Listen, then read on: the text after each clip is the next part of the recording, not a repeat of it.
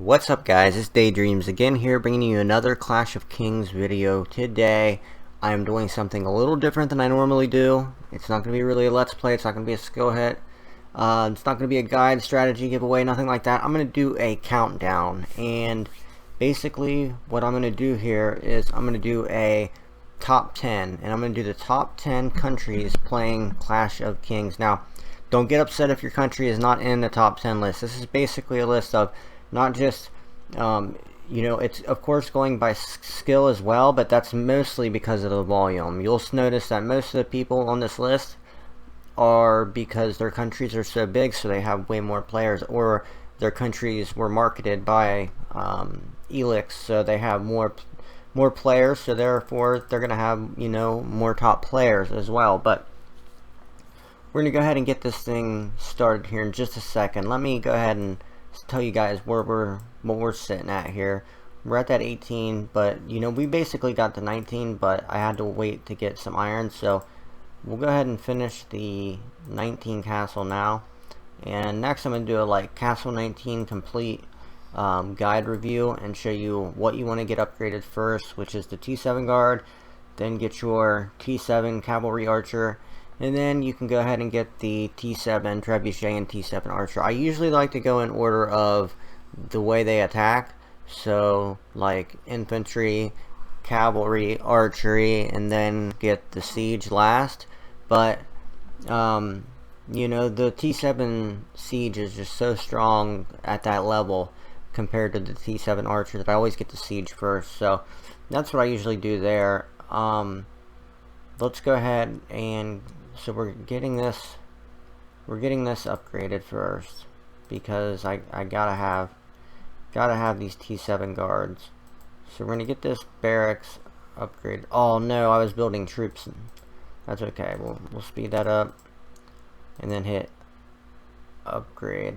So let's get right into the list, guys. Give me just seconds so I can get it together. Okay guys, so I've got the list together. Let's hope I can get through the entire list without making a mistake. So we're going to start off at number 10. Number 10 is a country who has a lot of players here in Clash of Kings. There's not really a lot of, like, you know, huge players that are like monsters, but there's a lot of them, and you can find a lot of good dedicated farming players that are willing to work really hard to become a good solid member of your alliance. And that country is India. So you'll find a lot of Indian players all over Clash of Kings. You're not going to really see too many Indian alliances, because normally they basically split off into you know, into other alliances, but you will find some alliances here and there. But you're always going to find some Indian members in all the alliances, and normally when you find an Indian member in your alliance, they're very hardworking and they're willing to do a lot to help out the alliance, and they usually have a lot of farms. They're very dedicated players. I don't usually see any Indian players that I have problems with. They're normally really cool people that just want to help out the alliance and, you know, work real hard to make the alliance strong. Okay, so number 9, I'm going with the country of Indonesia. It's close to India. They're basically a southwest or southeast Pacific, South Pacific island area. I believe that's where Bali is, the nice vacation destination. But they have a lot of players, and you basically won't go to any kingdom in Clash of Kings without seeing a couple Indonesian alliances. They have tons of players. They're great farmers. They're very focused, and I've seen them win some thrones. Actually, there's actually some. There are some Indonesian alliances that have won thrones because they are very nationalistic. They stick together. The Indonesians, you know, they don't mess around. They all stick together, and that's why you see a lot of them, you know, winning thrones or being top 10 alliances. You'll always see an Indonesian alliance in every kingdom, at least in the top 20, making some noise, doing something. They're not typically big attackers, but they can be really good allies and can assist for thrones, and that's why sometimes they... Okay guys, so we're getting into number 8. Now number 8, you'll find very strong alliances as well that stick together, and they're usually in every kingdom in a top 10 alliance, and that is Turkey. Turkey, they have really good players. They're very nationalistic as well. They stick together. They're very hot-headed. This is from my experiences. Turks are very hot-headed to deal with, but if you can deal with them, they're great allies. They make great players. They're always, you'll see them winning thrones. You'll see them assisting to win thrones. And yeah, they're very good overall as far as, what they do in the game.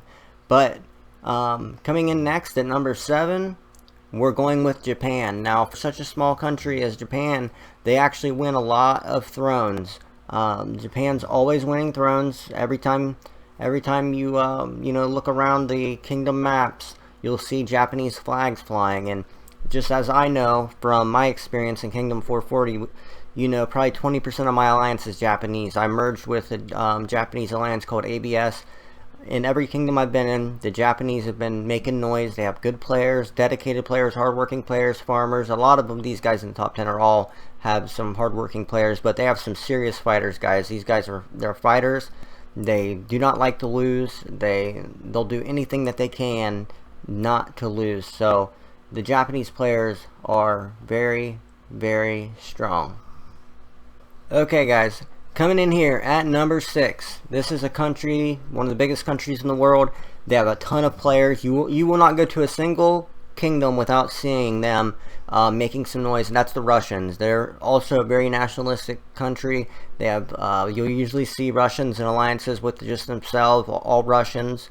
You'll see that, like I said, with Indonesians and Turks as well. They all stick together. They're always out, making some noise. They can have some big spenders. They're just really, really good.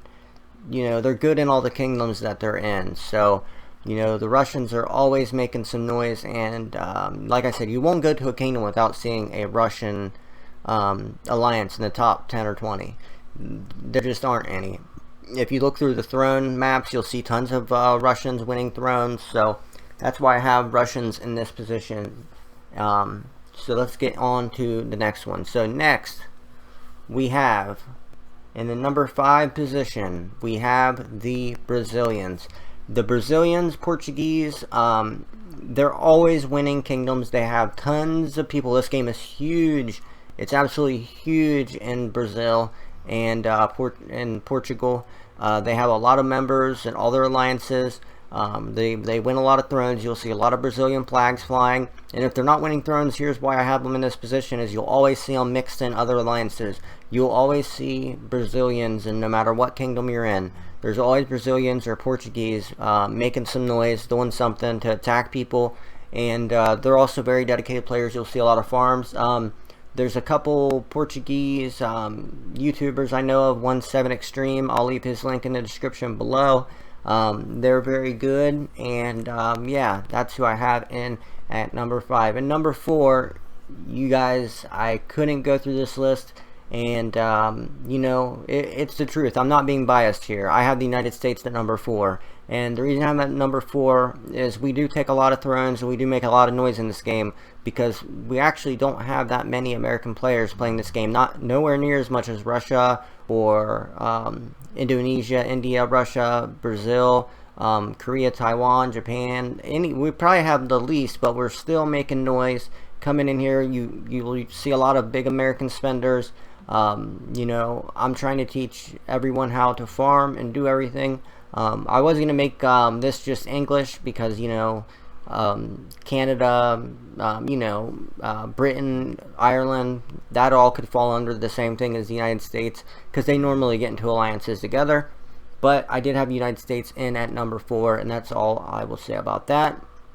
Okay, top 3 is the trickiest part, guys. This is real tricky. So number 3, this is when it gets a little bit tricky to come up with, because the top 3 are very close, actually, a lot closer than you might think. But I went ahead and gave number 3 to the country of South Korea. And the reason is that you'll see a lot of South Korean alliances winning kingdoms. They're constantly winning kingdoms, and you'll see them everywhere, especially, guys, before the Chinese took over, and like kingdoms 400 up. Below that, you'll notice a lot of Korean and the number 2 people. fighting it out. So the Koreans are really strong, guys. They're always farming. They have some big spenders, and they're very, very war savvy. The Koreans are probably the #1 war alliance that I know. They or war country. They're very good at attacking, defending. They don't take dumb losses. They're very strategic, very smart, very tough to deal with, and yeah, that's why Koreans, they're in #3. If they had more people playing, they would be higher than that. But if it was based on the maybe I'll do one in the future based on like the number of people there are, because there's some countries like Qatar and I don't know if I'm pronouncing it right, Qatar or Qatar, it's by Dubai. They have a lot of good players in the game, but they're such a small country that I couldn't put them in the top 10. This is more by volume and by skill. But yeah, Koreans, they're attacking #3, no doubt, ahead of the United States. #2. This is funny because a lot of people get these guys mixed up with the Chinese, but they're not actually Chinese. They're no more Chinese than Canadians are Americans or Canadians are British. This is the country of Taiwan. If you look from Kingdom 400 and lower, you will see far more Taiwanese holding the thrones than Chinese. The Chinese, they didn't exist because the game wasn't really marketed that big there yet. But the Taiwanese were running stuff in Kingdoms 400 and below, guys. I'm telling you, they won like 80% of all kingdoms. They're still winning kingdoms to this day. They're taking kingdoms, and in every kingdom you go to, you will see Taiwanese players. Let me try to show you the difference here. They speak a slightly different language. It's not that big of a difference, but the difference is that one speaks traditional Chinese, which is Taiwan, and one speaks simplified Chinese, which is China. So okay, so you got the Korean flag. Okay, here's the Taiwanese flag, this right here. See how it looks Chinese? Just like this one over here, 1248. Looks just like the writing of 1246, but the flag's different. One's Taiwan, and one is China. China's the red, Taiwan is red and blue. Okay, guys, and this really #1's not a debate, because from Kingdom 400 on, the Chinese have absolutely dominated, taking away probably 90% of all kingdoms. I'd love to know the math on this, but yeah, China just came over. I think it's basically a strength by numbers thing. I know they have a lot of big spenders too, but you know, it's a strength by numbers thing too. They just have 10 times, 20 times more people coming in from China than anywhere else in the world. That is why they got the #1 spot, and they basically have, you know, taken over everything. A couple of honorable mentions. One honorable mention is Spain. There are a couple Spanish alliances to take over, and when I say Spain, I mean like all Spanish alliances, South America, any Spanish-speaking alliances. I had them right up there with Indonesia and India, but you know, it's really hard just to pick a few. Right there's a Brazilian alliance, right there's a Russian alliance. So if you go through this, you'll see that my list is pretty, you know, is pretty good. Japanese there, American, Japanese, Korean. Of course, all these Chinese. I believe this is Saudi Arabia or Qatar. Let's go ahead and check it out just so I can make sure. I'm not sure if it will tell me. I hope it does. Guys, tell me in the comment section below what that flag is. I believe it's either Saudi Arabia or Qatar. I'm pretty sure. This green flag right here. Pretty sure that's Qatar or Saudi Arabia. So yeah, guys, what I want to know though. Remember, this was all in just good fun. I just wanted to get some opinions going out there on what you guys think.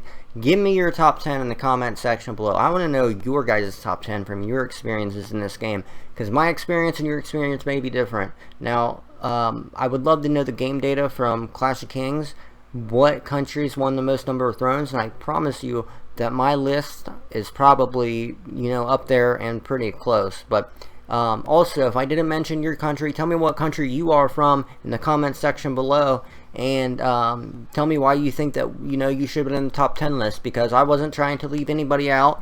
I was just going by basically strength and numbers. And if your country didn't get the rank you thought it should have, tell me why in the comment section below. I'd love to hear it. I'll see you guys later in the night. I'll be doing another guide video, and I appreciate you guys for watching my videos. I'll see you next time. Peace. Goodbye, motherfucker!